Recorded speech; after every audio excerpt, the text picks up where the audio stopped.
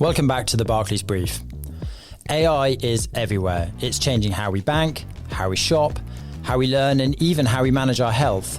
But when it comes to the energy sector, the power behind everything we do, it feels a lot less tangible to me.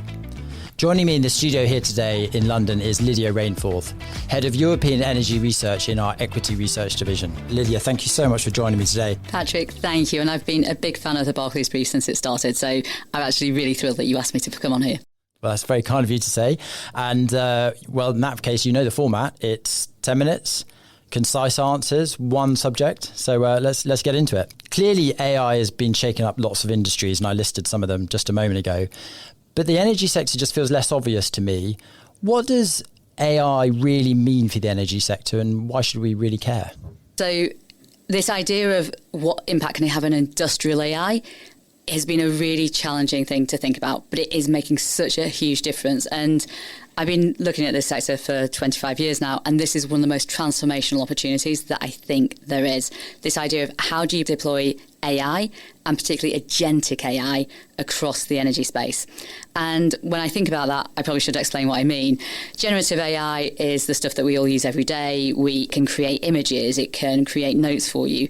Agentic AI is more a system that independently sets goals, that can make plans and take actions, all without really much human interaction. And the impact that this can have on the industrial space and energy is remarkable, and I don't think there's been enough time spent on this. Yeah, and you mentioned the note that you published. It's called Agentic AI, the $80 billion game changer for energy. I was rereading it again on the tube this morning, and you talked about this 80 billion number in terms of productivity gains by 2030. Now, that's not a long way away, and that's a big number. So where do you see the biggest wins for the sector? Yeah, and $80 billion, I think we've probably underestimated overall. I think we went with the cautious end of what is possible. So the scale of this is significant. And when you think about the oil and gas sector, this covers everything from finding the oil and gas to getting it out of the ground, through to refining it and making it into useful products, through to the marketing it and selling it to you and I at the pump. And most of that opportunity is going to sit in the upstream. But if I just give you a little example of something that I like, it's in the marketing sector. So this is less than 5% of your sales, really. But if you imagine that you're driving up to the petrol pump, the gas station, and it will recognise your number plate, and it will also recognise who was in the car with you. And it will then go through, well, what would be the typical profile and what would somebody buy that is of this profile? And so for me, I've got a beautiful golden retriever, and if he's in the car with me, it may say, yeah, we'll offer her sausages. And I will click, yes, we'll buy the sausages for the dog. And so basically the idea is that you try and boost your sales that way. Now, some of this technology and the ideas have been around for a while, but to be able to go number plate recognition, people recognition, and then run through what those offers are to get them onto the screen, that's a big step change to actually get this done. And if you can double those sales, that suddenly starts adding up quite materially. But it is a small part of it, and there's a lot more to do on the other sectors. It's a small part of it. I mean, I'm intrigued as to what they would offer me with my 3 kids in the car. But let's talk about the bigger part of it, because I think you said about 80% of the 80 billion is going to come from upstream productivity gains. Can you unpack that a bit more? Because some of the stuff that you were writing about is fascinating, what they're going to be able to do in terms of drilling and locating oil. Yeah, and it depends on how geeky we want to get. As geeky as you want. Brilliant. So if I go into this, and actually let's start with the most difficult part of this, actually finding oil. At the moment, the success rate for finding oil is probably about 1 in 10 when you go out and drill. So if I think about the detection of oil and gas, you do it through seismic. And effectively, this is sending sound waves down to the seabed, and it comes back up and it generates an image for you.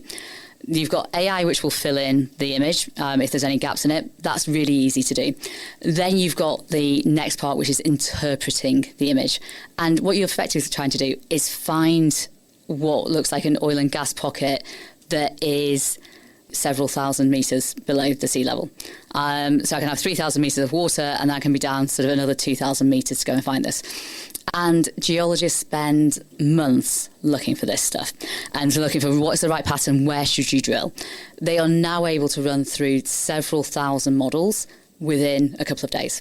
So you're taking the time down significantly, and you're now able to drill into what you think is the prospect to within 12 inches.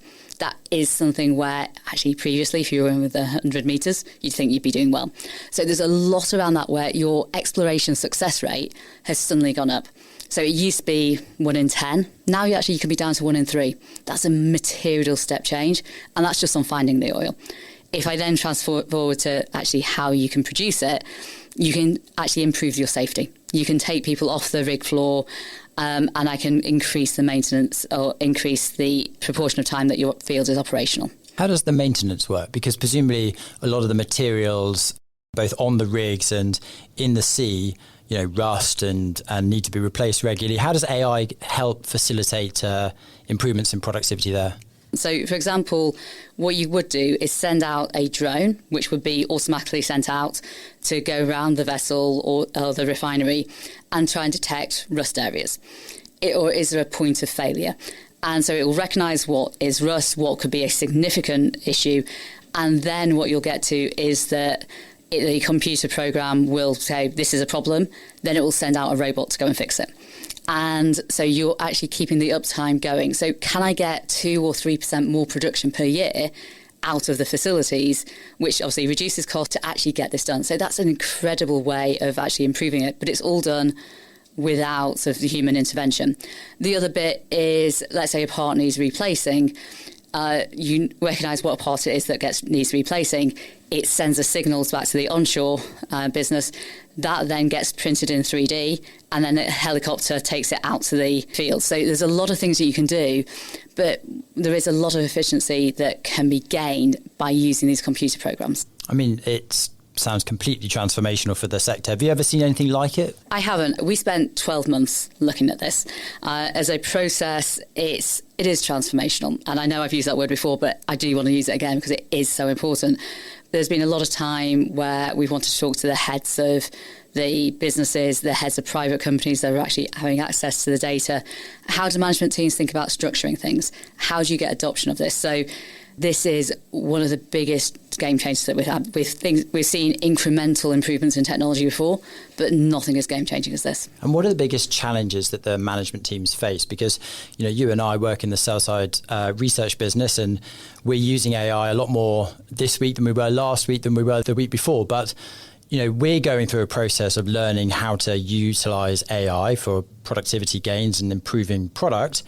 What's happening from a top-down perspective as the management teams are trying to implement changes to these massive global companies? This is the hard part, because the technology exists, but as we all know from our own experience, actually getting people to use it can be harder. And I think there are 3 things for us. One is about a mindset and a vision that's set by the top level. The second is the ability to scale things. And the final point is really, and the biggest factor of all, is the data. Do you have good data? And how do you make sure that everybody has access to it? Because for anything in the energy industry or industrial AI space, it's got to be safe. We cannot afford to have accidents. So where we end up with this is we set up a new framework. It's called the Barclays AI Readiness Framework. And what we do is try and assess where companies are on this. How much data do they have? Is the data structured well? Does the management team have the vision to be able to do it? And ultimately, are they set up to start deploying these and gaining those benefits from it? Interesting. And so if you fast forward to 2030, what does an AI-powered energy company look like, across the whole piece? And do they all bunch together and look fairly similar? Or are you going to have winners and, laggards and a big gap between the two? Yeah, so scale is going to matter here. Actually, the more data you have, the better quality data, and the ability to allow everybody in the organisations to be able to access that and create use cases is really going to matter for it. When I think about what does that AI-enabled company look like, it's one that has production that's probably 3 to 5% higher than it is. The success rate on exploration is much better, and that you've probably got a 40 to 50% improvement in free cash flow from where we are today. That's a big step change from where we've been, and that gives us a lot of options. So we're safer and we've got better profitability. There will be differences between the companies. A game changer indeed. Lydia, thank you so much for joining us here today. Thanks, Patrick. I've really enjoyed that. What struck me most in this conversation is the sheer scale of change. AI isn't just tweaking the energy sector, it has the potential to completely rewrite the playbook. From drilling and maintenance to marketing and logistics, it's everywhere. But it's not just about algorithms. It's about people. It's about culture. It's about skills. And it's also about data. And the companies that embrace this early could pull a long way ahead, creating a whole new set of winners and laggards. To find out more about which those companies might be, clients can read Lydia's report on Barclays Live, and there's a link in the show notes. And finally, don't forget to leave us a review and hit subscribe if you want to be notified of when the next episode of the Barclays Brief comes out.